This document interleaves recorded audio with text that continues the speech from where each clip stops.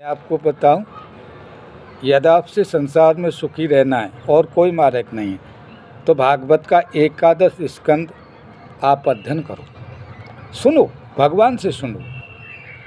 12वां अध्याय में पहले श्लोक से लेकर के सत्संग की महिमा और कर्म त्याग की विधि भगवान कहते हैं, न रोदयति माम योगेन सांख्यम धर्म एवच न स्व अध्याय तपस्या त्यागो न इष्टापूर्ति न दक्षिणा। अर्थात भगवान श्री कृष्ण कहते हैं, प्रिय उद्धव, जगत में जितनी आसक्तियां हैं ना, उन्हें सत्संग नष्ट कर देता है। यही कारण है कि सत्संग जिस प्रकार मुझे बस में कर लेता है ना, वैसा साधन न योग है, न सांख्य है, न धर्म पालन है, न स्वाध्याय है, न तपस्या त्याग इष्टापूर्ति। अरे दक्षिणा से भी मैं वैसा प्रसन्न नहीं होता। कहाँ तक कहूँ, व्रत यज्ञ वेद तीर्थ और यम नियम सत्संग के समान मुझे बस में करने में असमर्थ हैं भैया। निष्पाप उद्धव जी, यह एक युग की नहीं, सभी योगों की एक सी बात है। सत्संग के द्वारा ही दैत्य, राक्षस, पशु पक्षी, गंधर्व, अप्सरा, नाग, सिद्ध, गोमकम और विद्याधरों को मेरी प्राप्ति हुई है।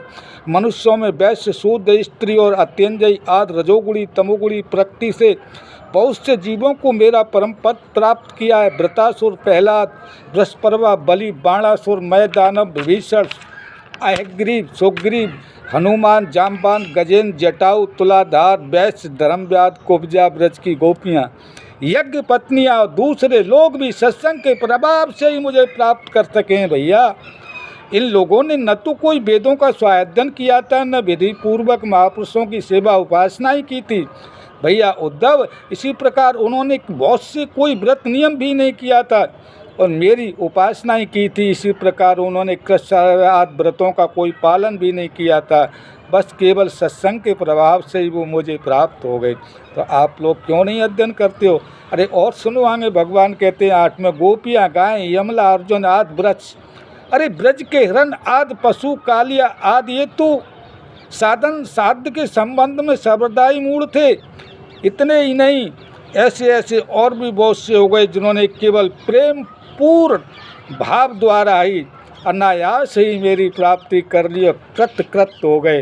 तो संसार में सुखी रहना है तो आप ईश्वर को भजो भैया, मैं यही कह रहा हूँ। इसलिए उद्धव, श्रुति स्मृति विधि निषेध प्रकृति प्रवृत्ति निवृत्ति योग तथा सुने हुए विषयों का भी परित्याग करके सर्वस्व मेरी भावना करते हुए समस्त प्राणियों को आत्मस्वरूप मुझ एक ही शरण में संपूर्ण रूप से ग्रहण करो और मेरी शरण में आ जाने से तुम सर्वदा निर्भय हो जाओगे भैया।